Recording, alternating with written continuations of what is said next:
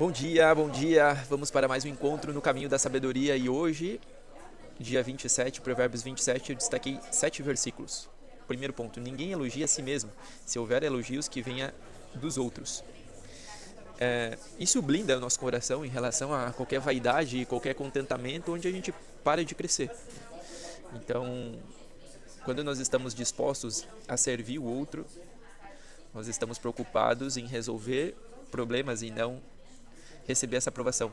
Esse elogiar a si mesmo está muito profundamente refletindo, está muito relacionado a querer ser aprovado. Então, quando você busca ser aprovado, é por isso que você fica se validando. Mas quando você entende que você é uma fonte, por ter certas habilidades, automaticamente esse elogio vai vir do outro. Então, isso reflete um pouco na nossa criação. Quando nosso pai, nossa mãe não nos validou, a gente busca esse elogio. Então isso já diz respeito a um pouco da nossa identidade. Então essa vaidade, esse orgulho é algo que a gente precisa refletir para que esse elogio sempre venha do outro e não de nós mesmos. Melhor é a repreensão feita abertamente do que o amor oculto. Isso é muito legal de pensar porque normalmente a frustração, a insatisfação, ela se dá com pessoas, nós pensamos que é com pessoas que nós amamos, por conta dessa repreensão. Mas quando nós entendemos que nós somos amados, toda pessoa que nos repreende, nós entendemos que é para o nosso crescimento e não para uma rejeição. Então veja que são 2 pontos, né? A carne, quando ela está no pecado, o pecado gera essa separação. Só que pelo Espírito vem esse amor. E quando essa repreensão ela é feita, e nós entendemos que é uma repreensão, nós palpamos um amor, um cuidado. Vou dar um exemplo aqui. Quando Jesus falou na cara de Pedro, afasta-se de mim, Satanás. Jesus ali estava repreendendo Pedro porque ele queria o melhor de Pedro. E aí Pedro não estava entendendo o que ele estava falando. E quando Jesus fala isso, não é para Pedro nunca mais ter relação com ele. Tanto é que Pedro ele reflete assim, poxa, mas por que eu fui boca de Satanás? Porque eu não sei o propósito realmente de Jesus, então Jesus tinha que morrer na cruz.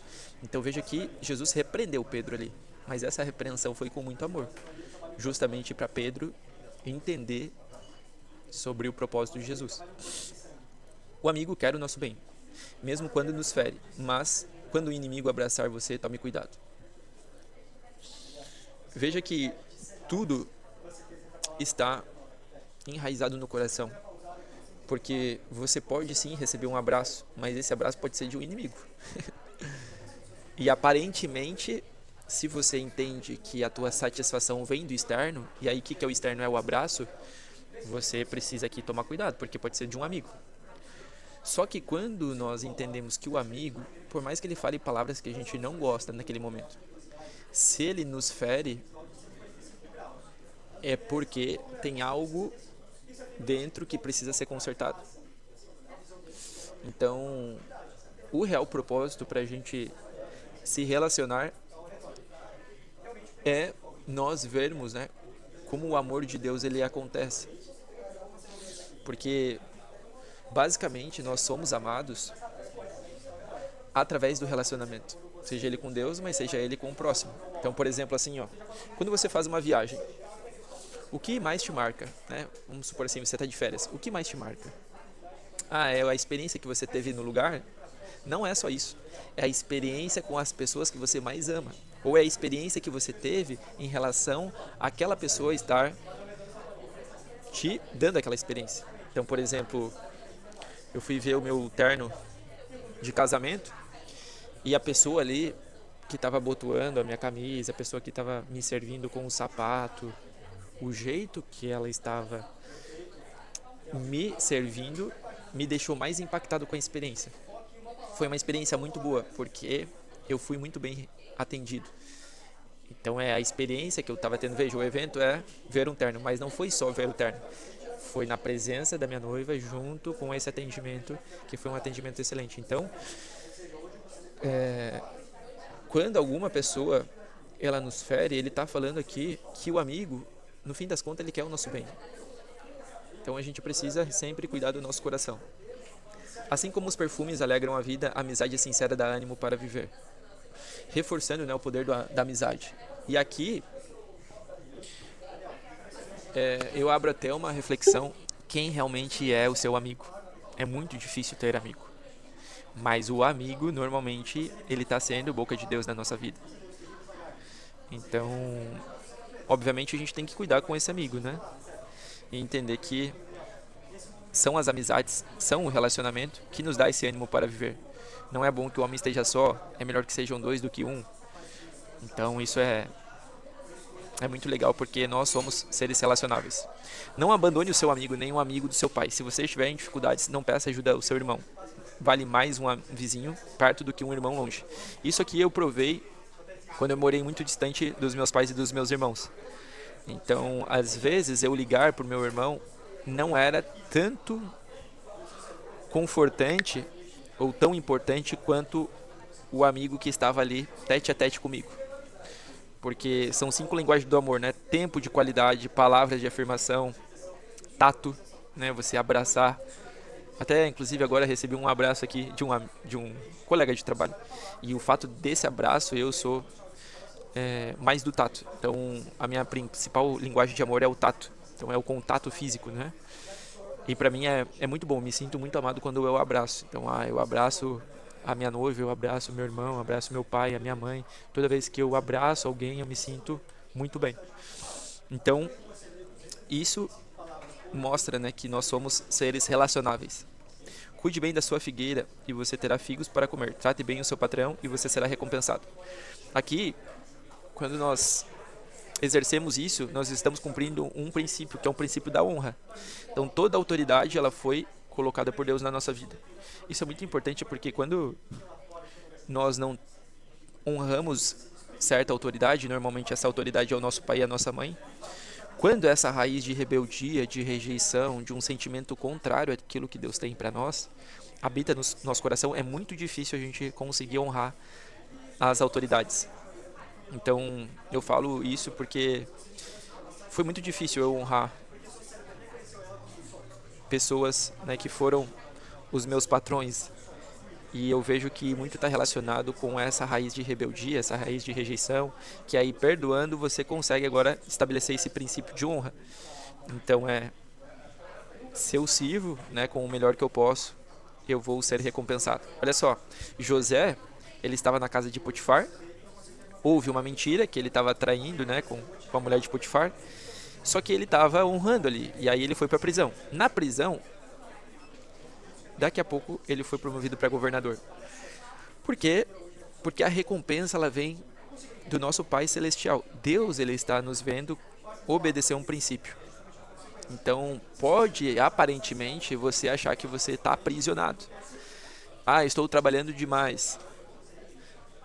Eu faço coisas e não estão reconhecendo. Toda vez que você faz para ser aprovado por alguém, talvez isso é algo que você precisa refletir, porque a primeira autoridade é Deus. Até a Bíblia mesmo fala que nós temos que fazer tudo como se fosse para Deus, porque Ele sim nos dá recompensa. E se Ele mesmo colocou essa autoridade na sua vida, você conseguir honrar essa autoridade é fazer a tua árvore mesmo frutificar. Isso é muito legal. Isso é muito legal. E pode ver que pessoas que normalmente não têm uma ascensão profissional, normalmente elas reclamam do patrão. Aí quando você começa a realmente servir o seu patrão, seu supervisor, o dono da empresa, você acaba sendo recompensado. Assim como a água reflete o rosto da gente, o coração mostra o que a pessoa é. Aqui está uma grande chave. Olha só, nós podemos desenvolver o intelecto. Eu posso ler vários livros. Eu posso ter um entendimento. Só que o que manda é o coração. Ele fala que o coração mostra quem a pessoa é. Então, quem você é está atrelado ao seu coração. E o coração, normalmente, ele vai falar sobre emoções. E as emoções, normalmente estão nas experiências que você teve. Então é por isso que na Bíblia está que Deus ele não nos perdoa se a gente não perdoa o próximo. Por quê? Porque se esse coração foi ferido, tem emoções ruins, o que te aprisiona é você olhar para essas emoções ruins do que olhar para o que foi liberado no Espírito. Então, se eu começo a me alimentar do Espírito, vamos imaginar uma água aqui, ó, uma água caindo. E aí esse coração que está todo lameado, né, cheio de lama, essa água vai caindo aqui, ó. E aí essa lama acaba sendo liberada, que é o que? A confissão. Eu não quero mais isso, eu não quero mais isso. E quando eu falo o que eu não quero, eu também preciso falar o que eu quero. Então, por isso que os mandamentos tem lá, não matarás, não adulterarás, porque é o que você não pode fazer. Porque às vezes o teu coração irado, rejeitado, você quer fazer coisas que você não pode fazer. Mas não é só sobre o que você não pode fazer. Porque às vezes esse coração está com o que você não quer fazer. Quando você libera isso, precisa vir essa sabedoria. E essa sabedoria vem do que Deus te criou para ser. Então ele criou você para ser imagem e semelhança dele. Então olha só que profundo isso. A água reflete o rosto da gente. Olha só que interessante. Essa água reflete. Quando você vê na água a reflexão, basicamente você foi criado para ser imagem e semelhança do Criador. Então se a gente pensar nessa água sendo o nosso Criador, eu preciso refletir a imagem do Criador. Qual é a imagem que você está criando na água do seu rosto? É uma imagem de raiva? É uma imagem feliz? Porque normalmente quando você está feliz, quando você sorri, mostra algo aqui. Então se você pensar em algo que você sofreu, normalmente você vai fringir a testa assim, ou vai ficar numa expressão desanimado. Então se você olhar, às vezes esse reflexo na água é basicamente como está o teu coração. Então assim como a água reflete o rosto, o coração mostra quem a pessoa é. Então resolve aqui, porque resolvendo aqui, você vai começar a manifestar algo novo. E se você reconhecer que é no Espírito, que ele veio para a gente ter vida e vida abundante, essa vida abundante ela já está disponível, porque ele mora dentro de você. O Espírito Santo mora dentro de você quando você aceita o sacrifício de Jesus. Então aceitei Jesus, o sacrifício dele. Entendeu que aquela morte não foi só uma morte, foi a ressurreição. Então ele ressuscitou. E a ressurreição traz vida. E é por isso que essa consciência do Espírito Santo habita dentro. E se eu tenho vida dentro, aí a minha reflexão na água vai ser de uma imagem de Deus. Uma imagem de vida. Essa vida acontece porque agora meu coração mostra quem eu sou. E quem realmente você é. Você não é o que os outros falaram que você é. Você é a imagem e semelhança do Criador. E quando você assume esse papel de imagem e semelhança do Criador, você precisa retirar o que está de ruim no seu coração. Por isso, do perdão. Então aqui nós terminamos, né, com uma grande chave da sabedoria. Que normalmente o que eu sou não é o que eu faço nem o que eu tenho.